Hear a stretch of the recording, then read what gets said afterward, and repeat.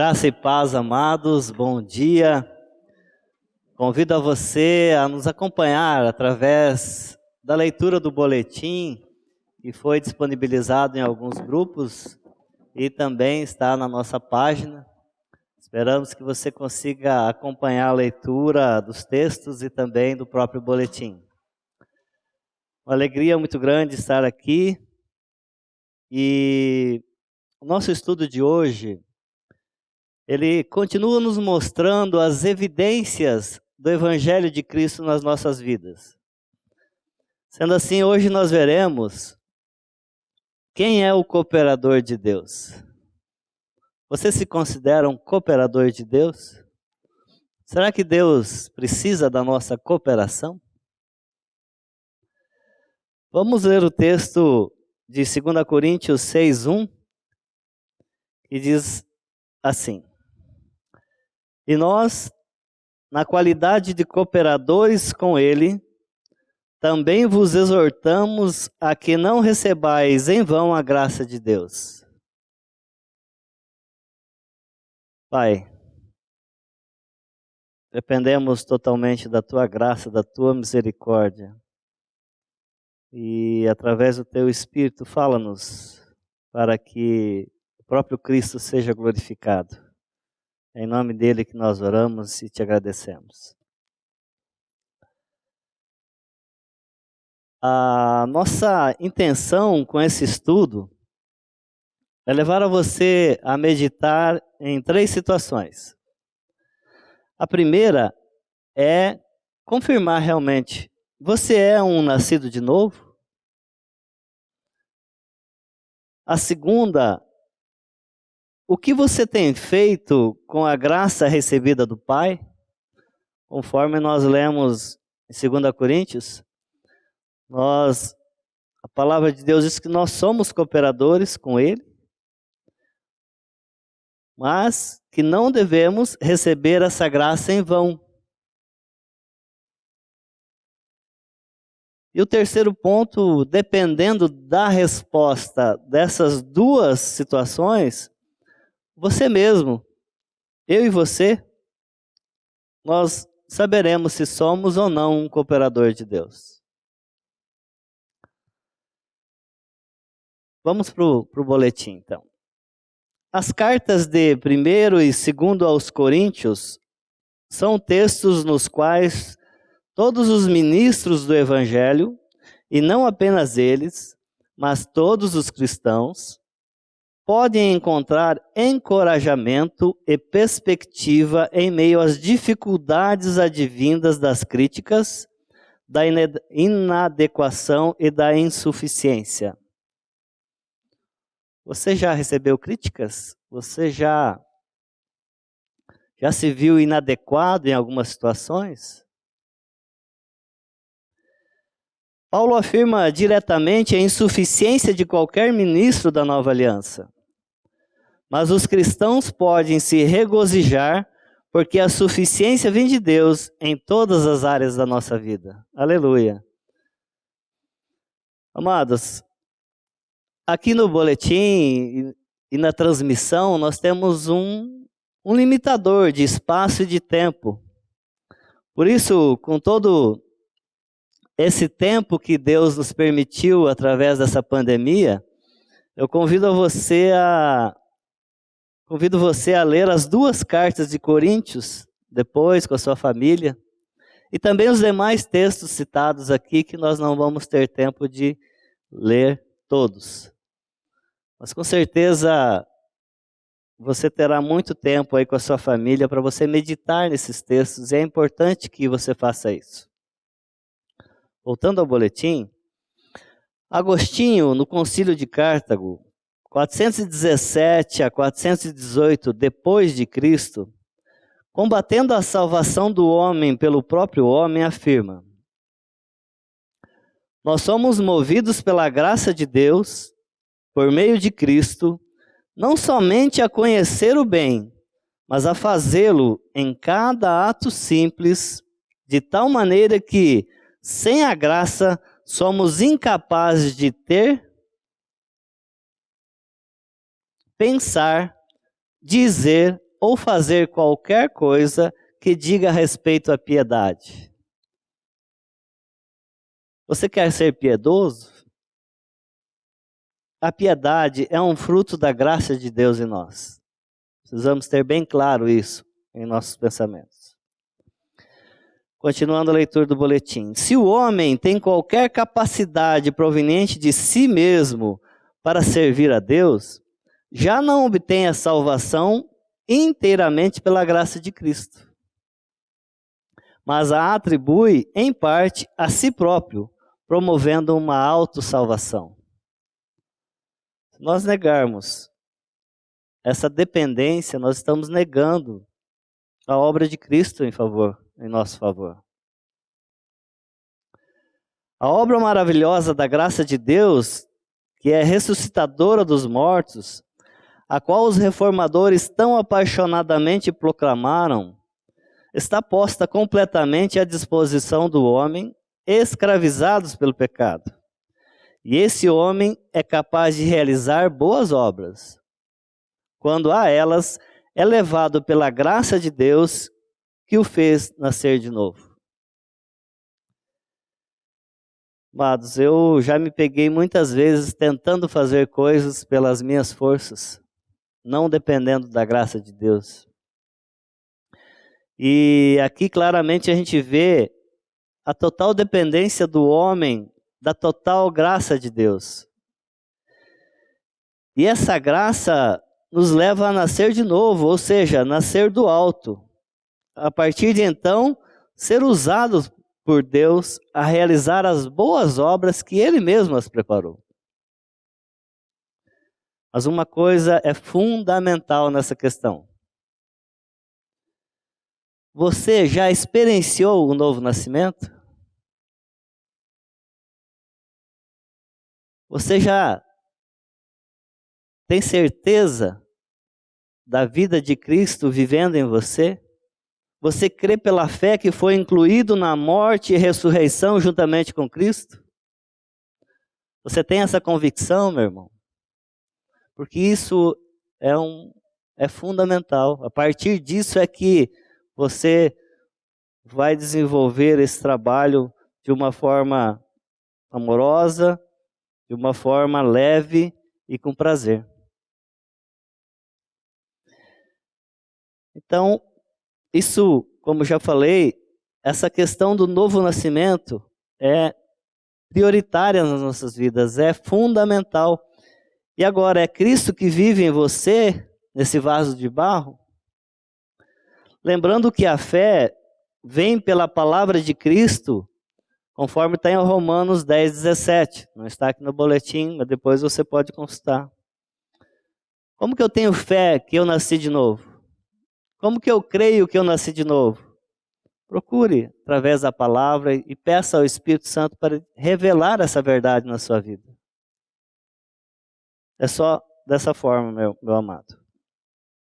Voltando ao texto do boletim. A Bíblia afirma que Deus atrai e chama os pecadores a si mesmo. Uma dessas descrições encontramos no primeiro capítulo de 1 Coríntios, quando usa a expressão os que foram chamados ou os chamados. Isto é, aqueles que foram chamados ou convocados por Deus para a graça e vida encontradas apenas por meio de Jesus Cristo. Usando o mesmo termo, Paulo nos assegura em Romanos 8, 28 a 30. Diz o seguinte: sabemos que todas as coisas cooperam para o bem daqueles que amam a Deus, daqueles que são chamados segundo o seu propósito. Porquanto, aos que de antemão conheceu, também os predestinou para serem conformes à imagem de seu Filho, a fim de que ele seja o primogênito entre muitos irmãos. E aos que predestinou, a esses também chamou. E aos que chamou, a esses também justificou. E aos que justificou, a estes também glorificou. Nós vemos aqui uma obra inteira da Trindade Santa agindo nas nossas vidas. E essa sequência ela é fantástica, porque, pelo menos para mim, e ela é chamada de a corrente de ouro da salvação. Os que de antemão conheceu, os predestinou para serem a imagem de seu Filho, primogênito entre muitos, e aqui eu abro um parênteses, entre muitos e não entre todos. É importante nós termos essa definição também, porque o pecado, todos foram encerrados debaixo do pecado, por Adão. Agora em Cristo, muitos serão salvos. Os que predestinou, também justificou e também glorificou. Até aqui é somente obra da Trindade Santa. Não tem participação nenhuma minha nem sua.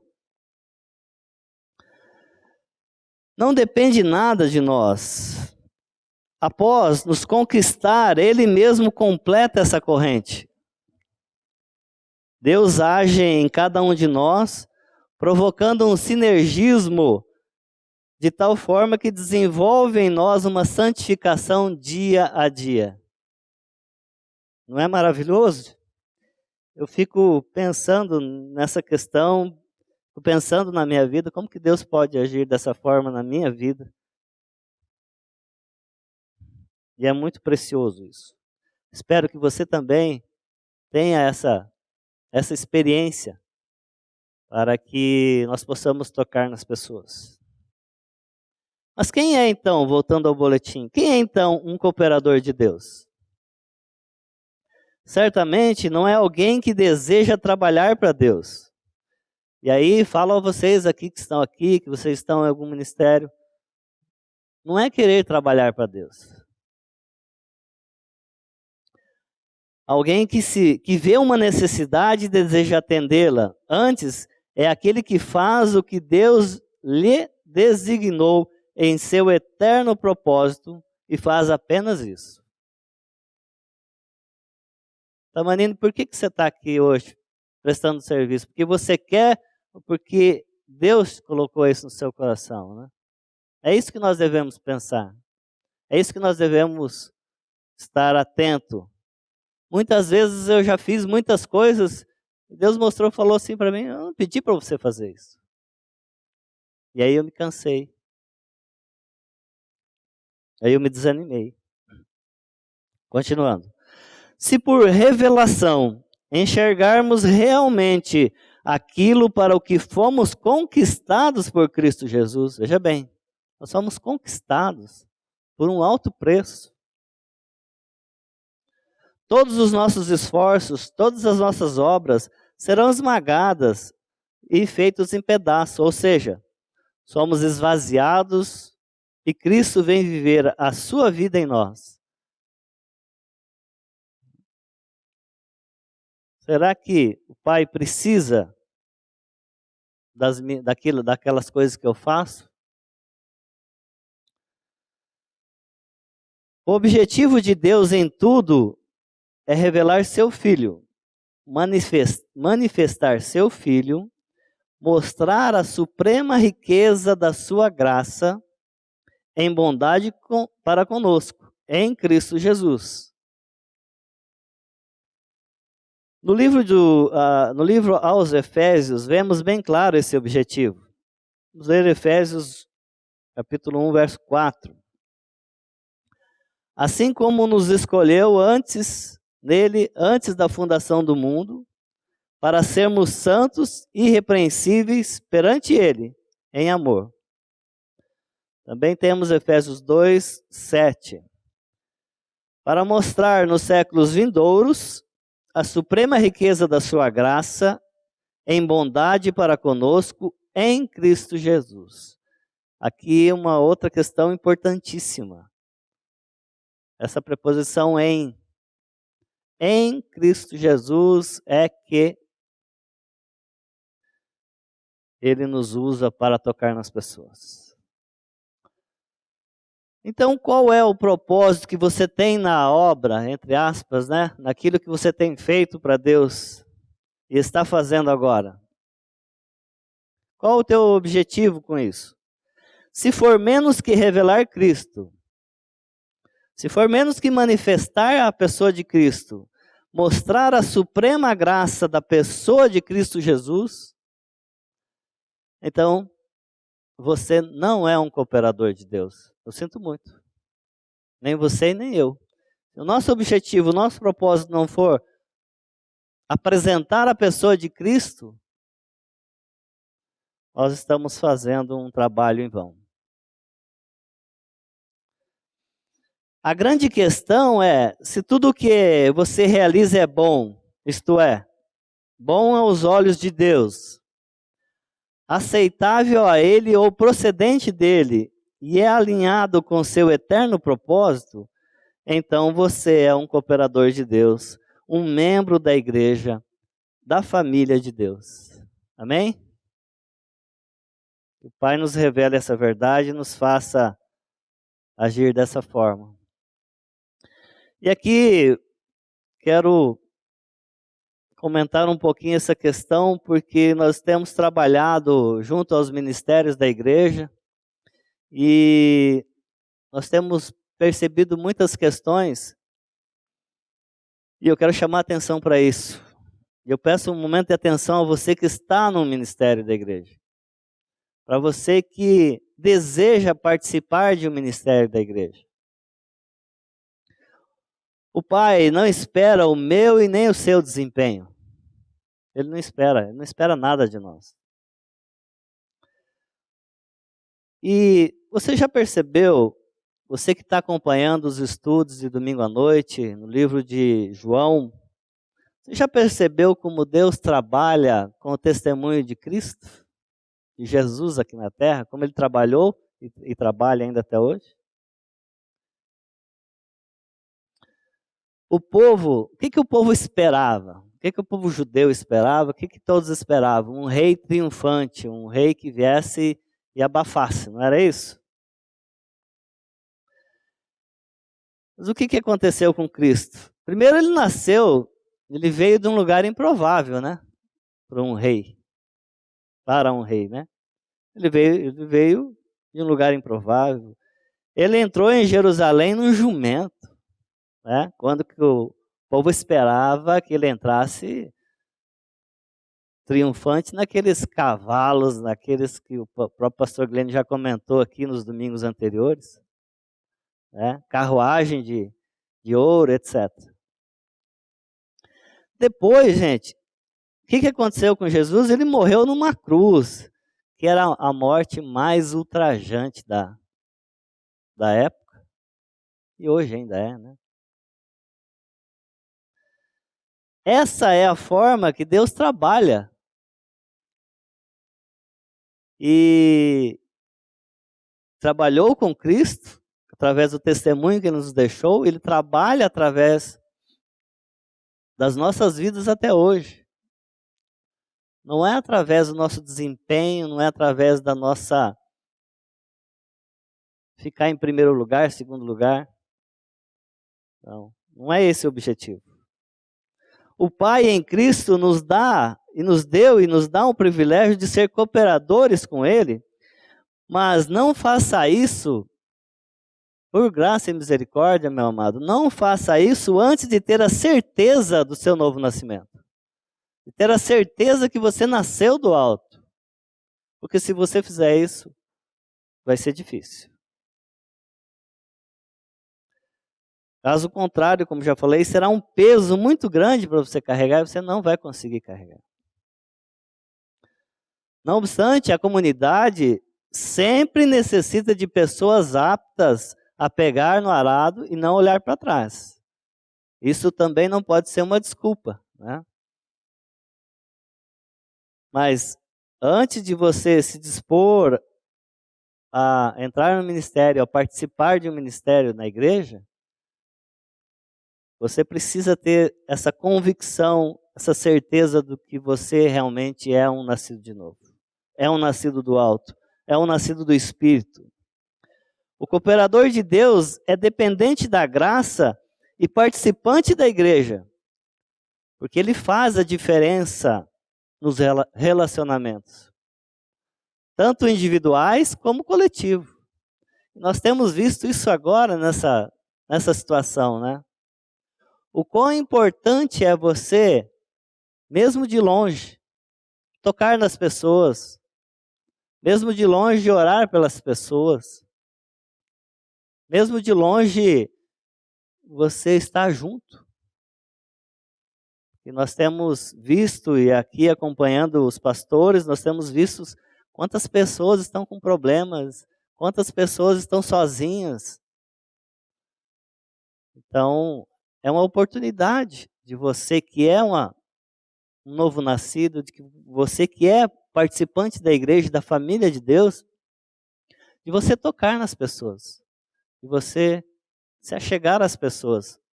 Infelizmente, mesmo de longe, porque nós não podemos estar juntos aqui no templo ainda.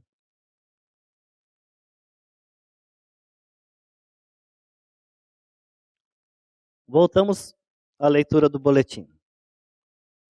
O povo de Deus se reúne pela primeira vez em Gênesis 4:26 como família.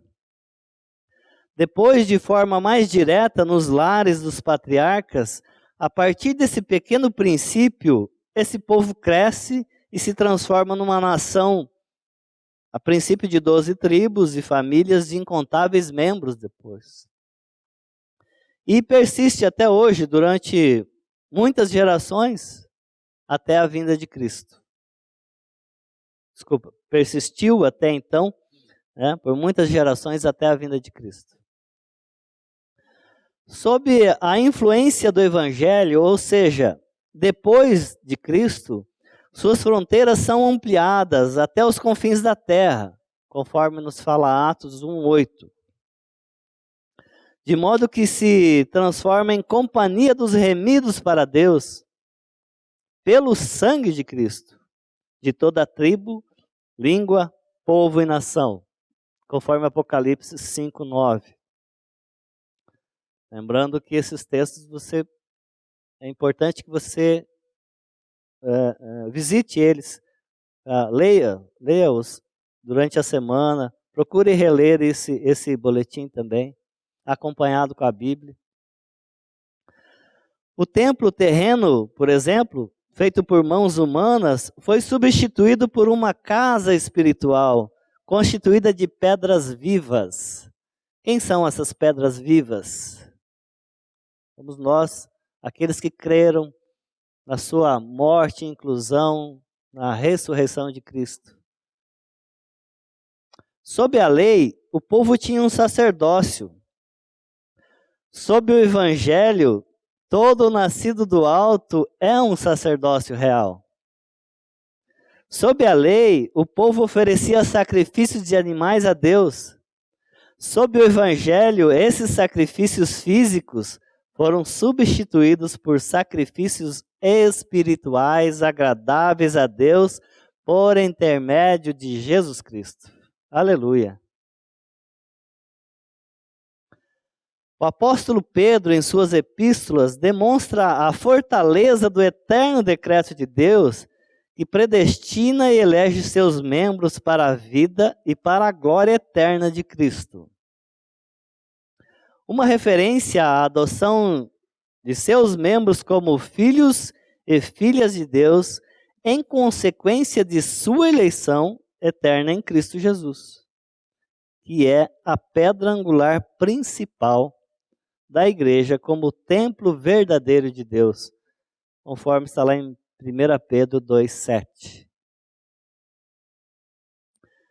Do mesmo modo, Paulo garante em suas cartas que os cristãos de origem gentílica, nascidos de novo, têm sua inclusão plena na Santa Nação e no povo de propriedade exclusiva de Deus, conforme Efésios 2, de 11 a 22. Está bem descrito essa questão da nação santa, do povo de propriedade exclusiva. As únicas diferenças são as substituições das coisas anteriores, físicas e terrenas, também temporais, por coisas espirituais, celestiais e eternas, e a extensão dos direitos e dos privilégios de poucos a muitos. A palavra de Deus fala essa questão em 1 Pedro, no capítulo 2. E aqui, quando falo de privilégio de poucos para muitos, ressalto que, sob a lei no Velho Testamento, tínhamos sacerdotes escolhidos por Deus, e até tínhamos outros que usurpavam dessa posição. Mas agora, depois de Jesus Cristo, o véu foi rasgado, esse privilégio foi dado àquele que crê. Eu espero que você venha crer nessa palavra, que nós fomos incluídos na morte e ressurreição de Jesus Cristo. Como eu também declaro isso, confesso isso na minha vida. Eu quero ler um texto aqui de um livro que eu peguei para reler, né? De T. Austin Spark, O Testemunho do Senhor e a Necessidade do Mundo. É muito interessante, é um livrinho bem pequeno, mas muito interessante. Faz parte da série Riquezas de Cristo. Diz assim: mais de uma vez já ouvimos que o mundo necessita hoje de outro Paulo. Mas duas coisas devem ser ditas em resposta a essa afirmação. Uma é que outro Paulo, ou até mesmo o próprio Paulo, dificilmente daria ouvidos ao mundo cristão de hoje. Ele seria encontrado opondo-se totalmente e severamente ao cristianismo do nosso tempo, que faria com ele, Paulo, o que o judaísmo fez com o Senhor Jesus e com o próprio Paulo no início. A outra é que parece contradizer isso, é que é muito necessário e importante lembrar que Paulo foi um representante da igreja, a qual era o vaso corporativo para o testemunho do Senhor para essa dispensação. E que o Senhor nunca pretendeu repetir Paulo pessoalmente e ter um Paulo individual ou em pessoa em cada geração dessa dispensação. Mas o que o Senhor pretendia era que toda a igreja fosse, nessa dispensação, o que Paulo era. Paulo foi colocado como um modelo, um representante, uma personificação de toda a igreja para a dispensação. E aquilo que era expresso por Paulo, servo de Deus, devia ser a real constituição da igreja. As características da vida espiritual de Paulo deveriam ser constituintes da igreja do começo ao fim da dispensação, para que pudéssemos estar mais próximo do alvo. Assim, diríamos que o necessário hoje seria não outro Paulo, mas a igreja de acordo com Paulo, em sua constituição espiritual. Não é Paulo individual ou em pessoa, mas é o que veio espiritualmente através de Paulo e com ele, constituindo a igreja, constituindo todo o corpo. Quando eu li isso, eu pedi misericórdia a Deus. Senhor, faça-me um testemunho vivo da sua obra, para que outras pessoas também possam ver, para que eu possa participar dessa igreja aqui, dessa família de Deus aqui na terra e tocar nas outras pessoas. Por misericórdia. Voltamos ao boletim. Compreendido isso, aí vem a nossa vida de sacerdócio, chamado e capacitado por Deus e movida pelo Espírito Santo, manifestando a vida de Cristo. Veja bem, é uma sequência. Chamado, capacitado e movido pelo Espírito Santo. Em Hebreus 10, 19 a 24, a palavra de Deus diz da seguinte forma: Tendo, pois, irmãos, intrepidez para entrar no Santo dos Santos, pelo sangue de Jesus, pelo novo e vivo caminho que ele nos consagrou, pelo véu, isto é, pela sua carne, e tendo grande sacerdote sobre a casa de Deus, aproximemo-nos com sincero coração, em plena certeza de fé, tendo o coração purificado da má consciência e lavado o corpo com água pura, guardemos firmes a confissão da esperança, sem vacilar, pois quem fez a promessa é fiel. Consideremo-nos também uns aos outros para nos estimularmos em amor e as boas obras. Anteriormente, quem entrava no Santo dos Santos eram poucos.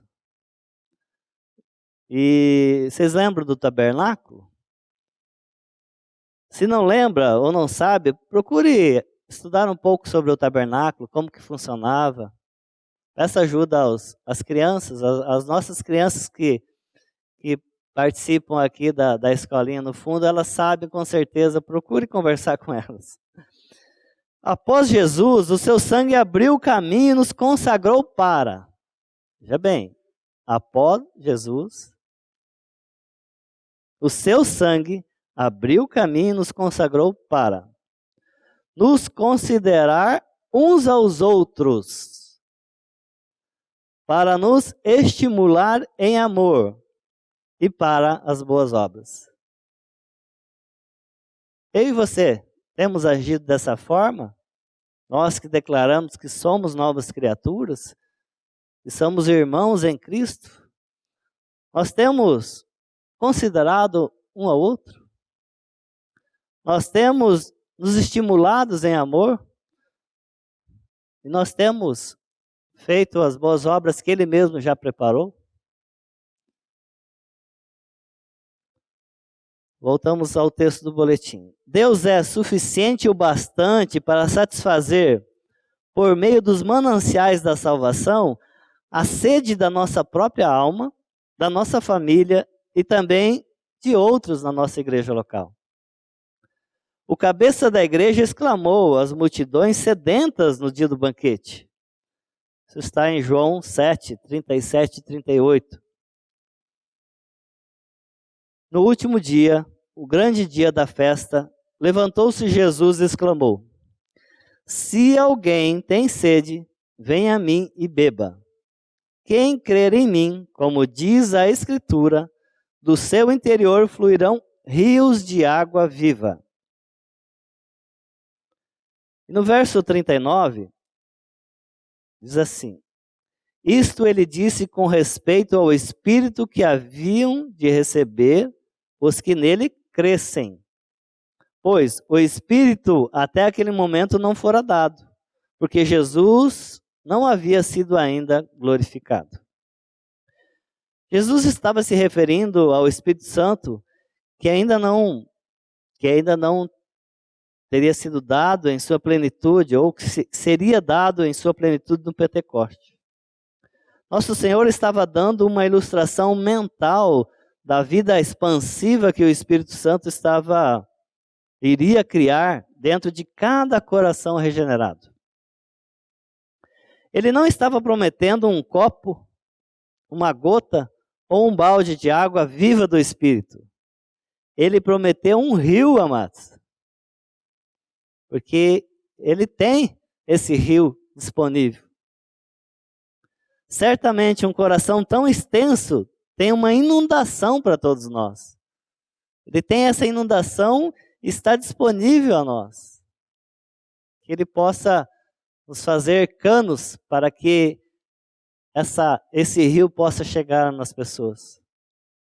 Mais tarde, em João 10, a parte B, quando comparava o ministério como bom pastor de suas ovelhas com o ministério dos mercenários, fariseus e saduceus, nosso Senhor disse: Eu vim para que tenham vida e tenham em abundância. E a palavra abundância significa mais que o necessário. Significa que você tem mais do que precisa. Ele não foi limitado em te dar a salvação. Ele não foi limitado em nos dar essa possibilidade de compartilhar com os irmãos. A regeneração produz vida e energia para sermos cooperadores na obra de Deus. Veja bem, não é o meu esforço. A Bíblia provê as diretrizes para aquilo que a pessoa regenerada deve ser e fazer. Homens e mulheres salvos, transformados em sacerdotes e instruídos pela palavra, são uma poderosa fonte para o bem em sua casa, igreja local e comunidade. O cooperador de Deus é um membro da igreja resgatado por Cristo Jesus. Eu e você seremos cooperadores de Deus quando? Quando a morte na cruz e a ressurreição em Cristo for uma realidade na minha e na sua vida. Fora disso, amados, não seremos. Ou seremos por nossa conta, não por conta do Pai. A morte de cruz e a ressurreição em Cristo revoga o que era mal. Nós vemos isso em Colossenses 2, 12 a 14. A palavra de Deus diz o seguinte: tendo sido sepultados, juntamente com ele, no batismo, no qual igualmente fostes ressuscitados mediante a fé no poder de Deus, que o ressuscitou de dentre os mortos, e a vós outros, que estáveis mortos pelas vossas transgressões e pela incircuncisão da vossa carne, vos deu vida juntamente com ele, aleluia, perdoando todos os nossos delitos, tendo cancelado o escrito de dívida que era contra nós e que constava de ordenanças, o qual nos era prejudicial, removeu-o inteiramente, encravando-o na cruz. Aleluia por isso, amados. Olha a condição que nós éramos, e aí Cristo nos dá essa nova condição.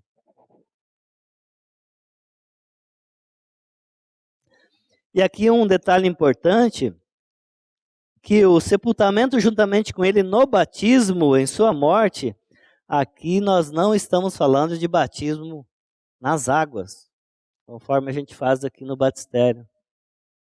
Esse aqui é uma consequência, é um testemunho da nossa inclusão no corpo de Cristo. Então esse batismo que ele está falando aqui no texto é a nossa inclusão em Cristo Jesus. Aqui, já indo para o final,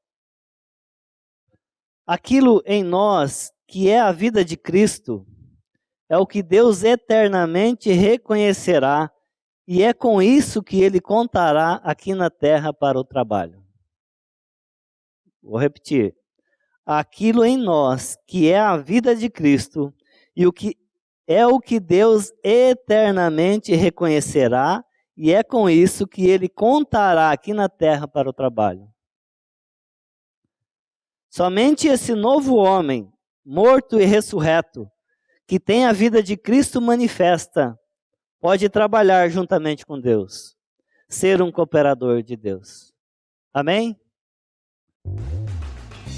A Livraria PIB Londrina procura selecionar cuidadosamente seus títulos e autores a fim de oferecer um conteúdo alinhado com o Evangelho de Jesus Cristo. Bíblias, livros de teologia, devocionais, literatura infantil, biografias, comentários bíblicos e muito mais. Dispomos também de um acervo de CDs e DVDs das mais de 5.000 mensagens ministradas na Primeira Igreja Batista em Londrina. Visite a Livraria PIB Londrina e conheça ainda mais. Livraria PIB Londrina, de segunda a sexta, das 13h30 às 18 horas. Endereço na Avenida Paraná, 76A, próximo ao Calçadão, bem no centro de Londrina. Ligue para 3372-8921 ou acesse o site www.livrariapiblondrina.com.br.